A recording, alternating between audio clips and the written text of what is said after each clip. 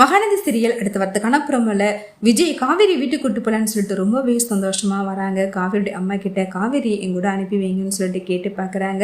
ஆனால் காவேரி அம்மா இங்கே எதுக்காக வந்தீங்க, நீங்கள் எக்காரணத்தை கொண்டு காவேரி இங்கேருந்து வரமாட்டா, அவள் உங்கள் வாழ்க்கையிலே கிடையாது, நீங்கள் அவளை மறந்துடுங்க அப்படின்னு சொல்கிறாங்க. ஆனால் விஜயோ காவேரி இல்லாமல் நான் அந்த இடத்த விட்டே போக மாட்டேன்னு சொல்லிட்டு ரொம்பவே பிடிவாதமாக பேசுகிறாங்க. காவேரி வயிற்றுல குழந்தை வளர விஷயத்த சொல்ல வராங்க. இது கேட்டு காவேரி பயங்கரமாக ஷாக் ஆகி தயவு செய்து சொல்லாதீங்கன்னு சொல்லிட்டு கண்ணை காமிக்கிறாங்க. அதை பார்த்துட்டு விஜய் சொல்ல வந்து உண்மையை மறைச்சிடறாங்க.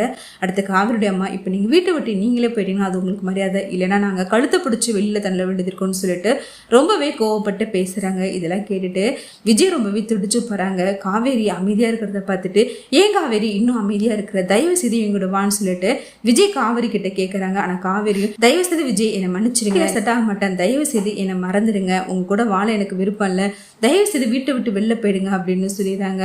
இதை கேட்டு விஜய் ரொம்பவே ஷாக் ஆகிறாங்க. வீட்டுக்கு போனதுமே காவேரிக்காக ஆசையாக டெக்கரேஷன் பண்ணி வச்சது எல்லாத்தையுமே தூக்கி போட்டு உடைக்கிறாங்க. இதெல்லாம் பார்த்துட்டு பாட்டி ரொம்பவே பயந்தும் போகிறாங்க.